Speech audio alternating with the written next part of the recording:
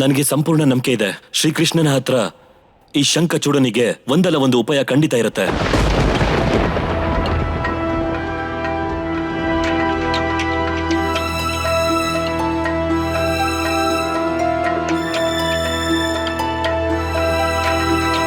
ಕೃಷ್ಣ, ಯಾವ ಯೋಚನೆಯಲ್ಲಿ ಮುಳುಗಿದ್ಯಾ ನೀನು? ಯಾಕೇನು ಮಾತಾಡ್ತಿಲ್ಲ?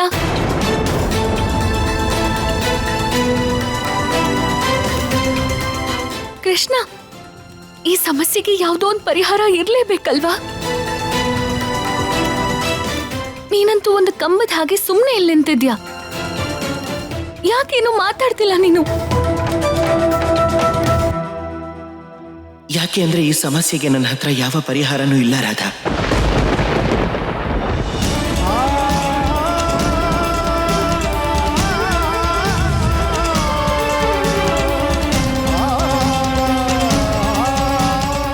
ಈ ಕೃಷ್ಣ ಎಲ್ಲ ಹೊರಟೋದ?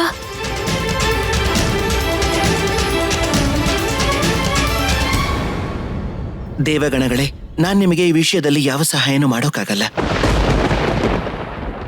ನಾನು ಇಂದ್ರದೇವನ ಕೋರಿಕೆನೂ ಸ್ವೀಕಾರ ಮಾಡಲಿಲ್ಲ. ನಾವು ನಿಮ್ಮನ್ನ ಕೇಳ್ಕೊಳ್ಳೋದಕ್ಕೆ ಬಂದಿಲ್ಲ. ಹಾಗಾದ್ರೆ ಯಾಕೆ ಬಂದಿದ್ದೀರಾ?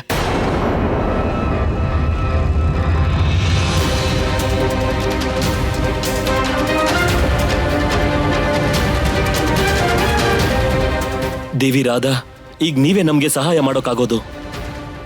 ದೇವರುಗಳಾದ ನಿಮ್ಗೆ ನಾನೇನ್ ಸಹಾಯ ಮಾಡೋದು? ಶಂಖಚೂಡನ ಶಕ್ತಿ ಅವನ ಪ್ರೀತಿ, ಹಾಗೆ ಪ್ರೀತಿಯ ಶಕ್ತಿಯಿಂದಾನೇ ಪ್ರೀತಿನ ಗೆಲ್ಲೋದಕ್ಕಾಗೋದು. ಈಗ ನೀವೇ ಶ್ರೀಕೃಷ್ಣನಿಗೆ ಹೇಳಿ ನಮ್ಮನ್ನ ಕಾಪಾಡಿ ಅಂತ. ನನಗೆ ಅರ್ಥ ಆಗ್ಲಿಲ್ಲ ಸೂರ್ಯದೇವ. ಶ್ರೀಕೃಷ್ಣನ ಹತ್ತಿರ ಈ ಸಮಸ್ಯೆಗೆ ಪರಿಹಾರ ಇದೆ, ಆದ್ರೆ ಈ ಪರಿಹಾರದಿಂದ ನಿಮ್ಗೆ ದುಃಖ ಆಗ್ಬೋದು. ಅದಕ್ಕೆ ಶ್ರೀಕೃಷ್ಣನಿಗೆ ಈ ಕೆಲಸ ಮಾಡೋದಕ್ಕೆ ಇಷ್ಟ ಇಲ್ಲ. ಈಗ ಶಂಖಚೂಡನನ್ನ ತಡೆಯೋದಕ್ಕೆ ಒಂದೇ ಒಂದು ಉಪಾಯ ಇದೆ. ದೇವಿ ತುಳಸಿಯ ಪ್ರೇಮ ಆರಾಧನೆಯನ್ನ ಭಂಗ ಮಾಡೋದು.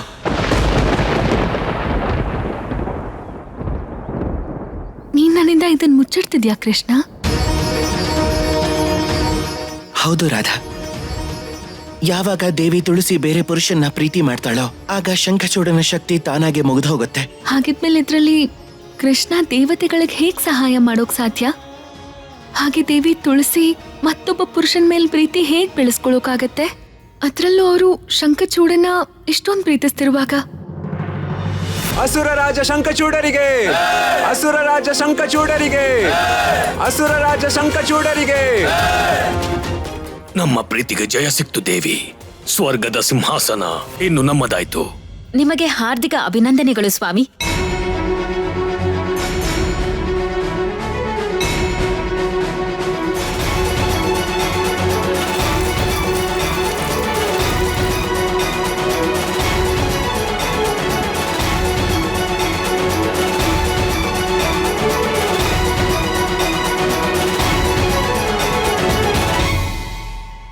ತುಳಸಿ ಪ್ರೀತಿ ಎಷ್ಟು ಗಾಢವಾದದ್ದು ಅಂದ್ರೆ ಅವಳು ಪರಪುರುಷನ ಬಗ್ಗೆ ಯೋಚನೆ ಕೂಡ ಮಾಡಲ್ಲ.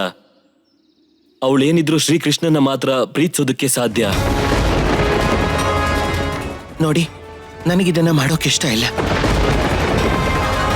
ದೇವಿ ತುಳಸಿಯ ಈ ಪವಿತ್ರವಾದ ಪ್ರೀತಿನ ನಾನು ಮಲಿನ ಮಾಡೋಕ್ಕಾಗಲ್ಲ. ಕೃಷ್ಣ, ಹಾಗಿದ್ರೆ ನಿನ್ನ ಮೌನಕ್ಕೆ ಇದೇ ಕಾರಣನಾ? ನಾನು ನಿಮಗೆ ಹೇಳಿದ್ನಲ್ಲ, ಇದನ್ನ ನಾನು ಮಾಡೋಕ್ಕಾಗಲ್ಲ ಅಂತ. ದಯವಿಟ್ಟು ನೀವೆಲ್ಲ ಇಲ್ಲಿಂದ ಹೊರಡಬಹುದು.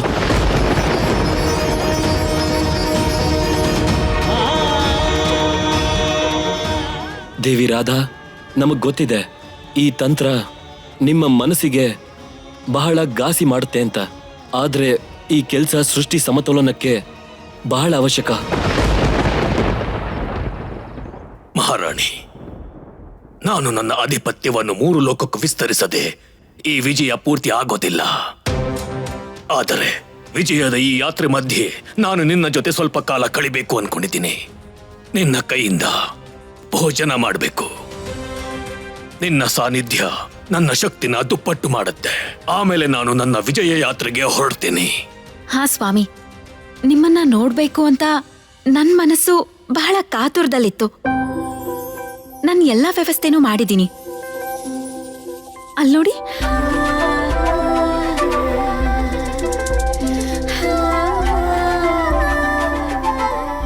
ಮಹಾಯುದ್ಧದ ವಿಕಾರಗಳು ಮತ್ತು ಹೋರಾಟದ ನಂತರ ನಾನ್ ನಿನ್ನ ಹತ್ರ ಮತ್ತೆ ಬಂದ್ರೆ ಆಗ ನಿನ್ನ ಪ್ರೀತಿ ಅದು ಹೇಗೋ ನನ್ನ ಮನಸ್ಸಿಗೆ ಅನನ್ಯ ಶಾಂತಿ ಕೊಟ್ಬಿಡುತ್ತೆ. ಪ್ರೀತಿ ಅನ್ನೋದು ಔಷಧಿ ಸ್ವಾಮಿ. ಅದು ಮುರಿದು ಹೋಗಿರೋ ಮನಸ್ಸನ್ನು ಮತ್ತೆ ಸರಿ ಮಾಡುತ್ತೆ.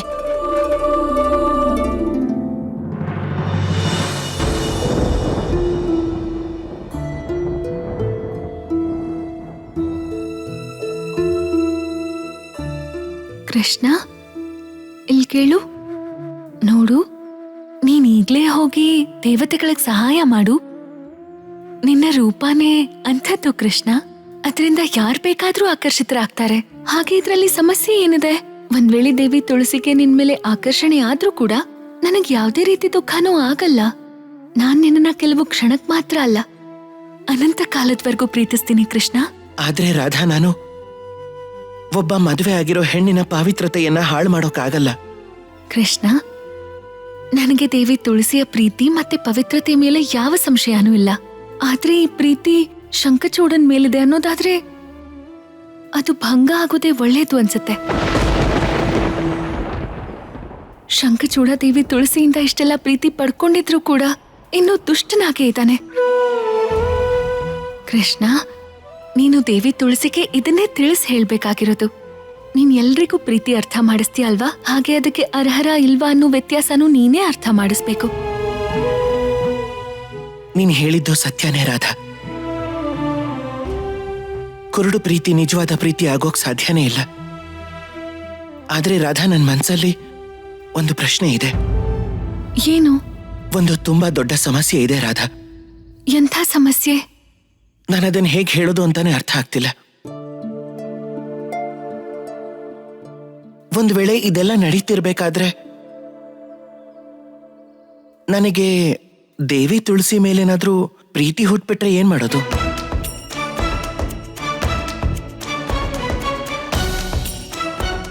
ಹೀಗಂತೂ ಆಗೋಕ್ ಸಾಧ್ಯನೇ ಇಲ್ಲ. ಕೃಷ್ಣ ಪ್ರೀತಿನ ಕಲ್ಸ್ಕೊಡ್ಬೋದಷ್ಟೆ, ಪ್ರೀತಿನ ಹಂಚ್ಬೋದಷ್ಟೆ. ಆದ್ರೆ ನನಗಿಂತ ಹೆಚ್ಚಾಗಿ ಅಥವಾ ನನ್ನನ್ನ ಬಿಟ್ಟು ನೀನ್ ಬೇರೆ ಯಾರನ್ನೂ ಪ್ರೀತಿಸೋಕಾಗೋದೇ ಇಲ್ಲ. ಅದಂತೂ ಸಾಧ್ಯನೇ ಇಲ್ಲ. ಆದ್ರೂ ನೀನೇ ಇದನ್ನ ಹೇಳ್ತಿರುವಾಗ ನಾನು ಯೋಚನೆ ಮಾಡ್ಬೇಕಾಗತ್ತೆ.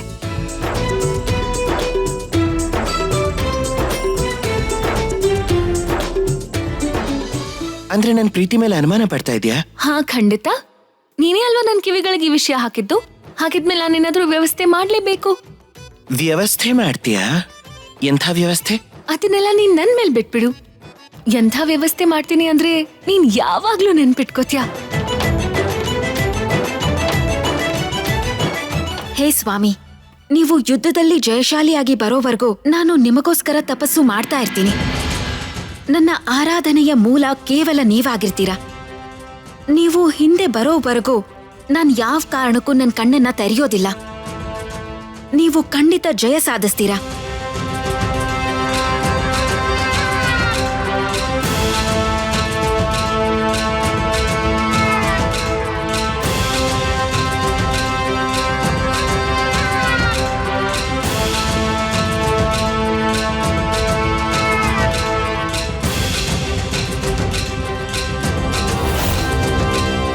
ಇದೇನಿದು? ತುಳಸಿ ಶಂಖಚೂಡ ಹಿಂದಿರುಗಿ ಬರೋವರೆಗೂ ತನ್ನ ನೇತ್ರವನ್ನು ಮುಚ್ಚೇ ಇರ್ತಾರ? ಹಾಗಾದ್ರೆ ಶ್ರೀಕೃಷ್ಣನನ್ನ ಹೇಗ್ ನೋಡ್ತಾರೆ? ಮತ್ತೆ ಇನ್ನೊಂದು ಸಮಸ್ಯೆ ನಮ್ಮ ಎದುರಿಗೆ ಬಂದಿದೆ. ಅಲ್ಲ, ನೀನ್ ನನಗೆ ಹೋಗೋದಕ್ಕೇನೋ ಹೇಳ್ತಾ ಇದ್ಯಾ. ಒಂದ್ ವೇಳೆ ನಾನು ಹೊರಟು ಹೋದ್ರೆ ಆಗ ನನ್ನ ನೆನಪು ನಿನಗೆ ತುಂಬಾ ಬರುತ್ತೆ ಅಲ್ವಾ? ಹಾ ಹಾ, ಖಂಡಿತ. ಅಲ್ಲ, ಒಂದ್ ವೇಳೆ ನಾನ್ ನಿಜವಾಗ್ಲೂ ಹೊರಟು ಹೋದ್ರೆ, ನನಗೆ ಆಕರ್ಷಣೆ ಹೆಚ್ಚಾಗಿ ಪ್ರೀತಿ ಹುಟ್ಬಿಟ್ರೆ, ಒಂದ್ ವೇಳೆ ನೀನೇನ ಮರ್ತ್ ಬಿಟ್ರೆ ಅದ್ರ ಭಯ ಇಲ್ವಾ ನಿನಗೆ? ಭಯ ಯಾಕಾಗತ್ತೆ? ನೀನ್ ನನ್ನವನು ಮತ್ತೆ ನನ್ನವನಾಗೇ ಇರ್ತೀಯ, ಇದ್ ನನಗ್ ಗೊತ್ತಿರೋದೆ. ಆದ್ರೂ ಒಂದ್ ವೇಳೆ ಆ ರೀತಿ ಏನಾದ್ರೂ ಆದ್ರೆ ಏನು?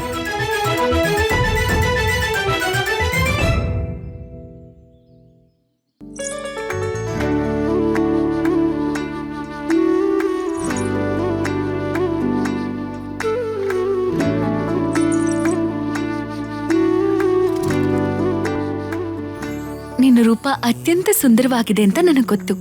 ಆದ್ರೂ ಒಂದ್ ವೇಳೆ ಬಹಳ ಹತ್ರ ಆದಾಗ ನಿಮ್ಮಿಬ್ಬರ ಮಧ್ಯೆ ಪ್ರೀತಿ ಹುಟ್ಟಿದ್ರೂ ಸಹ ಆಗ ಇದ್ ಕೇಳಿಸ್ತಿದ್ಯಾ ನನ್ನ ಗೆಜ್ಜೆಯ ಸದ್ದು? ಇದು ನಿನ್ಗೆ ನನ್ನ ನೆನಪನ್ನ ಮಾಡುತ್ತೆ, ಮತ್ತೆ ನಿನ್ನನ್ನ ಮರೆಯೋಕೆ ಆಗಲ್ಲ.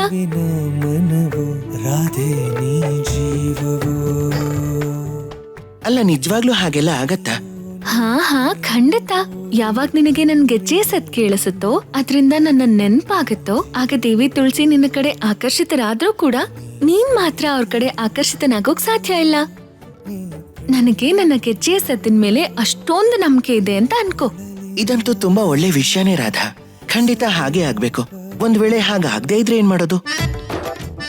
ಒಂದ್ ವೇಳೆ ನಾನು ದೇವಿ ತುಳಸಿನ ನೋಡಿ ತುಂಬಾ ಆಕರ್ಷಿತನಾಗಿ ಆಮೇಲೆ ನನಗೆ ಈ ಗೆಜ್ಜೆ ಸದ್ದು ಕೇಳಿಸ್ದೆ ಹೋದ್ರೆ?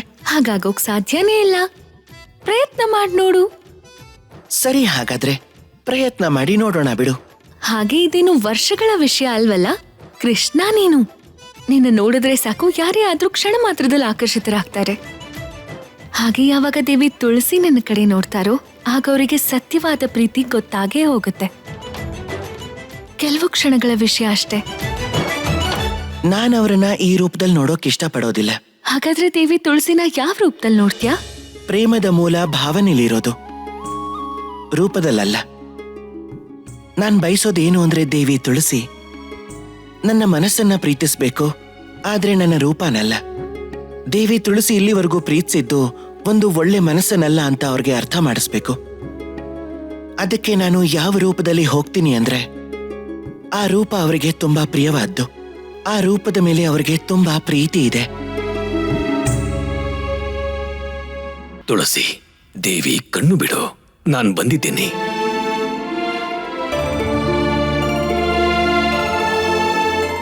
ಸ್ವಾಮಿ, ನೀವು ಇಷ್ಟು ಬೇಗ ಹಿಂತಿರುಗಿ ಬಂದ್ಬಿಟ್ರಿ? ನನಗನ್ಸ್ತು ನಾನು ಸ್ವರ್ಗದ ಮೇಲೆ ನನ್ನ ಅಧಿಕಾರ ಸ್ಥಾಪಿಸಿದ್ದೀನಿ ಅಂತ. ನನಗೆ ಬೇರೆ ಯಾವ ಲೋಕಕ್ಕೂ ಹೋಗಬೇಕಾದ ಅವಶ್ಯಕತೆ ಇಲ್ಲ ದೇವಿ. ನನ್ನ ಶಕ್ತಿಶಾಲಿ ಸೈನ್ಯ ಈ ಸೃಷ್ಟಿಯನ್ನೇ ಜಯಿಸ್ಬಿಡುತ್ತೆ. ನಿನ್ನ ಪ್ರೀತಿಯ ಶಕ್ತಿ ನನ್ನ ಸೈನ್ಯದ ಜೊತೆನೂ ಇರುತ್ತಲ್ವಾ? ನಿನ್ನ ಪ್ರೀತಿ ಪಡೆದೇ ನಾನು ಶಕ್ತಿಶಾಲಿ ಆಗ್ಬಿಟ್ಟಿದ್ದೀನಿ. ಮತ್ತೀಗ ನಾನು ಸ್ವಲ್ಪ ಸಮಯ ನಿನ್ ಜೊತೆ ಕಳಿಬೇಕು ಅನ್ಕೊಂಡಿದ್ದೀನಿ. ಯಾಕೆಂದ್ರೆ ನಾನು ನನ್ನ ಪೂರ್ತಿ ಸಮಯನ ಯುದ್ಧಕ್ಕೆ ಮೀಸಲಾಗಿಟ್ಟಿದ್ದೆ. ಹಾಗೆ ನನ್ನ ಪ್ರೀತಿಗೆ ಸಮಯನೇ ಕೊಡೋಕ್ಕಾಗ್ಲಿಲ್ಲ. ಈಗ ನನಗೇನ್ ಅನ್ಸ್ತಾ ಇದೆ ಅಂದ್ರೆ ನಾನು ನಿನ್ನ ಹೃದಯದ ಮಾತು ಕೇಳಬೇಕು ಅಂತ. ಹಾಗೆ ನಾನು ಇಲ್ದೇ ಇರುವಾಗ ನೀನು ಸಮಯ ಹೇಗ್ ಕಳಿತೀಯ ಅಂತ ತಿಳ್ಕೋಬೇಕು ಅನ್ಕೊಂಡಿದ್ದೀನಿ. ಹೇ ಸ್ವಾಮಿ, ಇವತ್ತು ನಿಮ್ಮ ಪ್ರೀತಿ ನೋಡಿ ನನ್ನ ಮನಸ್ಸಿಗೆ ಅತ್ಯಂತ ಸಂತೋಷವಾಗಿದೆ. ಇಂಥ ಸಮಯ ಎಷ್ಟೋ ವರ್ಷಗಳಾದ್ಮೇಲೆ ನನ್ನ ಜೀವನದಲ್ಲಿ ಬಂದಿದೆ. ಇವತ್ತು ನಿಮ್ಮ ಪ್ರೀತಿಯಿಂದ ನನಗೆ ಒಂದು ಹೊಸ ಅನುಭವ ಸಿಗ್ತಾ ಇದೆ. ಹೌದು ಪ್ರಿಯೆ, ಇದೇ ಅನುಭವಕ್ಕೋಸ್ಕರನೇ ನಾನು ವಾಪಸ್ ಬಂದಿದ್ದೀನಿ ನಿನ್ನ ಹತ್ರ. ನಾನ್ ನಿಮಗೆ ಏನ್ ಹೇಳ್ಬೇಕು ಅಂತ ನನಗೆ ಗೊತ್ತಾಗ್ತಾನೆ ಇಲ್ಲ. ಆದ್ರೆ ನಾನ್ ನಿಮಗೆ ಇಷ್ಟಂತೂ ಖಂಡಿತ ಹೇಳ್ತೀನಿ, ನಾನ್ ನಿಮ್ಮನ್ನ ಅನಂತ ಕಾಲದವರೆಗೂ ಬಹಳ ಪ್ರೀತಿಸ್ತಾನೆ ಇರ್ತೀನಿ.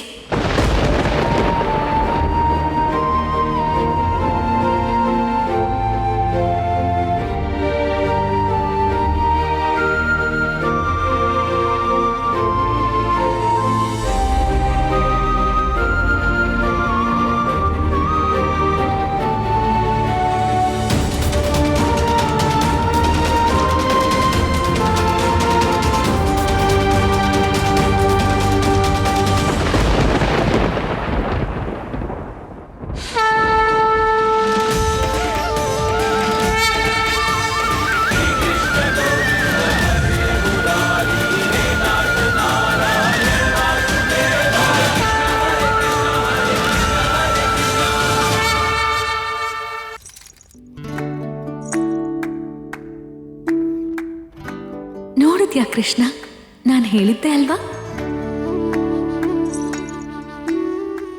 ನನಗ್ ಗೊತ್ತಿದೆ ರಾಧಾ, ಆದ್ರೆ ನೀನು ಚಿಂತೆ ಮಾಡ್ಲೇಬೇಡ. ನಾನು ಯಾವತ್ತಿಗೂ ನಿನ್ನವನೇ.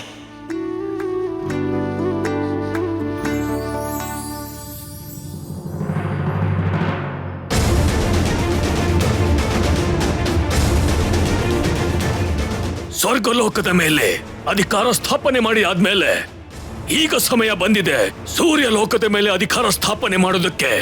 ಸೂರ್ಯದೇವ, ನಿನ್ನ ಸಿಂಹಾಸನ ಬಿಟ್ಟು ಬಿಡು.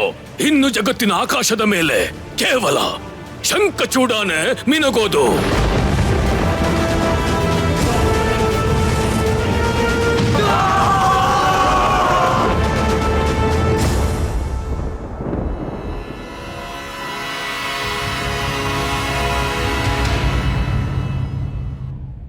ಇಂದ್ರಲೋಕ ಏನೋ ತಗೊಂಡಿದ್ಯಾ, ಆದ್ರೆ ಈಗ ಸೂರ್ಯಲೋಕದ ಮೇಲೆ ಆಕ್ರಮಣ ಮಾಡಿ ಬಹಳ ದೊಡ್ಡ ತಪ್ಪು ಮಾಡಿದ್ಯಾ ಶಂಖಚೂಡ. ಹಾಗಾದ್ರೆ ಸರಿ, ಯುದ್ಧ ಮಾಡಿ.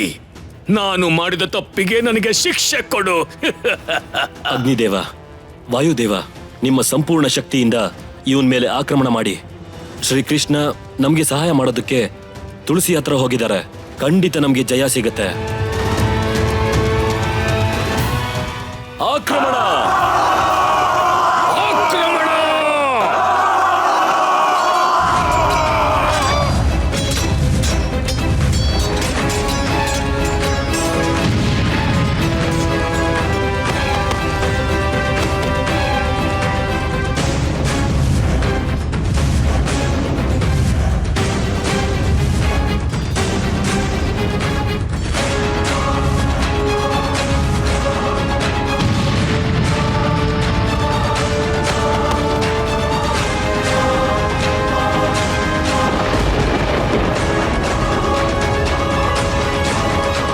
ಇದೇನಿದು? ಶಂಖಚೂಡನ ಶಕ್ತಿ ಇನ್ನೂ ಹೆಚ್ಚಾಗ್ತಾ ಇದೆ. ಇದು ಹೇಗ್ ಸಾಧ್ಯ? ನನಗನ್ಸೋ ಹಾಗೆ ಶ್ರೀಕೃಷ್ಣ ತುಳಸಿನ ನೋಡೋ ಯೋಜನೆ ವಿಫಲವಾಗ್ತಿದೆ. ಶ್ರೀಕೃಷ್ಣ ಶಂಖಚೂಡ ಆಗಿ ತುಳಸಿನ ನೋಡಬಾರ್ದಾಗಿತ್ತು. ಇದರಿಂದ ಅವನ ಶಕ್ತಿ ಹೆಚ್ಚಾಗ್ತಾ ಇದೆ.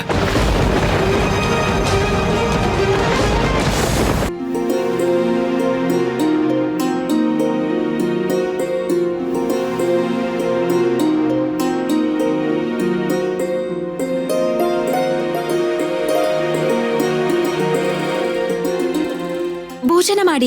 ಯಾಕೆ ಹಾಗೆ ನೋಡ್ತಿದ್ದೀರಾ? ಅರ್ಥ ಮಾಡ್ಕೊಳ್ಳೋ ಪ್ರಯತ್ನ ಪಡ್ತಾ ಇದ್ದೀನಿ. ಅಂಥದ್ದೇನಿದೆ ಅಂತ ನಿನ್ನ ಮುಖದಲ್ಲಿ ನಗು ಹೆಚ್ಚಾಗ್ತಾನೆ ಇದೆಯಲ್ಲ. ಈ ಸಮಯ ಅನ್ನೋದು ಎಷ್ಟು ಕೆಟ್ಟದ್ದು ಅಂತ ಯೋಚಿಸ್ತಾ ಇದ್ದೆ. ನೀವ್ ನನ್ನಿಂದ ದೂರ ಇದ್ದಾಗ ಒಂದು ಕ್ಷಣ ಕಳೆಯೋದು ಕಷ್ಟ ಆಗ್ತಿತ್ತು. ಈಗ 2 ದಿನದಿಂದ ನೀವ್ ನನ್ ಜೊತೆ ಇದ್ರೂನು ಸಮಯ 2 ಕ್ಷಣದಲ್ಲೇ ಎಷ್ಟು ಬೇಗ ಮುಗ್ದೋಯ್ತು ಅಂತ ಅನ್ನಿಸ್ತಿದೆ. ಸಮಯದ ದೋಷ ಏನಿದೆ ದೇವಿ? ಇದು ನಿನಗೆ ನನ್ನ ಮೇಲಿರೋ ಪ್ರೀತಿ ತುಳಸಿ. ಇವತ್ತಿನವರೆಗೂ ನಾನಿನ್ನ ಕೇಳಲಿಲ್ಲ ಮತ್ತು ನೀನು ನನ್ನ ಹತ್ರ ಯಾವತ್ತೂ ಹೇಳಲಿಲ್ಲ. ಇವತ್ತಾದ್ರೂ ಹೇಳು, ಅಂಥದ್ದೇನು ಕಾರಣ ನಿನಗೆ ನನ್ನ ಮೇಲೆ ಇಂಥ ಅಪಾರ ಪ್ರೀತಿ ಇರೋದಕ್ಕೆ? ನನ್ ತಪ್ಪೇನೂ ಇಲ್ಲ, ಎಲ್ಲ ನಿಮ್ಮ ಗುಣಗಳದ್ದೇ. ನೀವು ಸರ್ವಶಕ್ತಿಶಾಲಿಗಳು, ಹಾಗೆ ಅಷ್ಟೇ ಒಳ್ಳೆಯವರು ಕೂಡ. ನಿಮ್ಮ ಪ್ರೀತಿ ನೋಡ್ತಿದ್ರೆ ನನಗೆ ನಿಮ್ ಮೇಲಿರೋ ಗೌರವ ಇನ್ನೂ ಹೆಚ್ಚಾಗ್ತಾನೆ ಇದೆ. ಮತ್ತೆ ನನ್ ಮೇಲೆ ನಿಮ್ ಕಣ್ಣಲ್ಲಿರೋ ಪ್ರೀತಿ ನಾನು ನಿಮ್ಮನ್ನ ಇನ್ನೂ ಹೆಚ್ಚು ಪ್ರೀತಿಸೋ ಅನಿವಾರ್ಯ ಮೂಡಿಸ್ತಿದೆ. ಅಂದ್ರೆ ನೀನು ನನ್ನ ಪ್ರೀತಿಗೆ ತುಂಬಾ ಗೌರವ ತೋರಿಸ್ತಾ ಇದ್ದೀಯಾ? ತೋರಿಸ್ದೆ ಇನ್ನೇನು.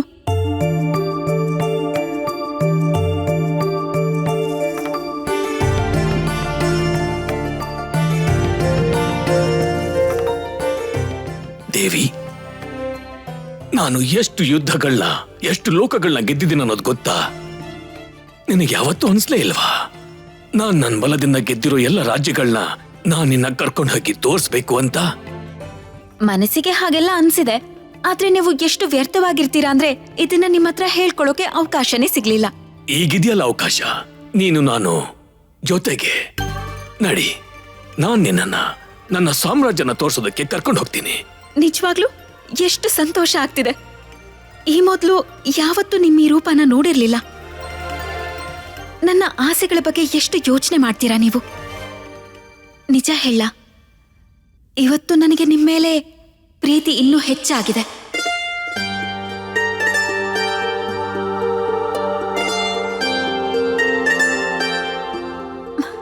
ನಾನು ಈಗ ಬಂದೆ. ಈಗ ನಿನಗೆ ಶಂಖಚೂಡನ ಸತ್ಯ ಗೊತ್ತಾಗತ್ತೆ ತುಳಸಿ. ಅದಾದ ಮೇಲೆ ಕೊನೆಯ ತೀರ್ಮಾನ ನಿನ್ನದೇ ಆಗಿರುತ್ತೆ.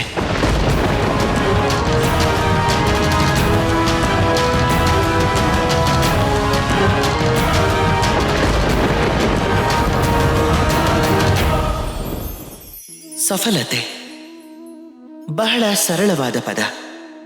ಇದು ಹುಟ್ಟಿದ ಹಾಗೆ ತಿಳ್ಕೊಳ್ಳುವಂತಹ ಒಂದು ಶಬ್ದ. ಇದು ಮನುಷ್ಯನಲ್ಲಿ ಸ್ವಲ್ಪ ಬುದ್ಧಿ ಬರ್ತಿದ್ದ ಹಾಗೆ ಇದು ಅರ್ಥ ಆಗೋಗತ್ತೆ. ಹಾಗೆ ಸಫಲತೆ ಅನ್ನೋದು ಏನು ಅಂತ ಗೊತ್ತಾಗ್ಬಿಟ್ರೆ ಜೀವನ ಪೂರ್ತಿ ಈ ಸಫಲತೆಯ ಹಿಂದೆನೆ ಓಡ್ತಾ ಇರ್ತಾನೆ. ಈ ಸಫಲತೆ ಅನ್ನೋದು ಒಂದು ಆಟ ಇದ್ದ ಹಾಗೆ. ಇದರಲ್ಲಿ ಮನುಷ್ಯ ತನ್ನ ಜೀವನವನ್ನೇ ಪಣಕ್ಕಿಟ್ಟಿರ್ತಾನೆ. ಹಾಗೆ ಪ್ರತಿ ಆಟದಲ್ಲೂ ಇರೋ ಹಾಗೆ ಇದರಲ್ಲೂ ಕೆಲವು ನಿಯಮಗಳಿವೆ. ಮೊದಲನೇ ನಿಯಮ ಏನು ಅಂದ್ರೆ, ಸಫಲತೆಯನ್ನ ಪ್ರಾಪ್ತಿ ಮಾಡ್ಕೊಳ್ಳೋದಕ್ಕೆ ಸಫಲರಾಗುವಂತಹ ಕನಸನ್ನ ನೀವು ಕಾಣಬೇಕಾಗತ್ತೆ. ಖಂಡಿತ ಹೌದು. ಆದ್ರೆ ಕೇವಲ ಕನಸು ಕಾಣೋದ್ರಿಂದ ಏನೂ ಆಗೋದಿಲ್ಲ. ಕನಸು ಕಂಡ ಮೇಲೆ ನೀವು ನಿಮ್ಮ ನಿದ್ದೆಯನ್ನ ನಿಮ್ಮ ಜೀವನದಿಂದ ಓಡಿಸ್ಬೇಕಾಗತ್ತೆ. ಹಗಲು ರಾತ್ರಿ ಶ್ರಮ ಪಡಬೇಕಾಗತ್ತೆ, ನಿರಂತರ ಪ್ರಯತ್ನ ಮಾಡಬೇಕಾಗತ್ತೆ. ಆಗ ಈ ಸಫಲತೆ ಖಂಡಿತವಾಗ್ಲೂ ನಿಮ್ಮ ಹತ್ರ ಬರುತ್ತೆ, ಹಾಗೆ ನಿಮ್ಮ ಜೊತೆಲೇ ಇರುತ್ತೆ. ಅದಕ್ಕೆ ಕನಸನ್ನ ಕಂಡು ಶ್ರಮ ಪಟ್ಟು ಅದನ್ನ ನನಸು ಮಾಡ್ಕೊಳ್ಳಿ. ಆಗ ಸಫಲತೆ ಅನ್ನೋದು ಸುಲಭವಾಗಿ ನಿಮ್ಮ ಹತ್ರ ಬಂದೇ ಬರುತ್ತೆ. ಆಗ ನಿಮ್ಮ ಮನಸ್ಸು ಸಂತೋಷದಿಂದ ಹೇಳುತ್ತೆ, ರಾಧೇ ರಾಧೆ.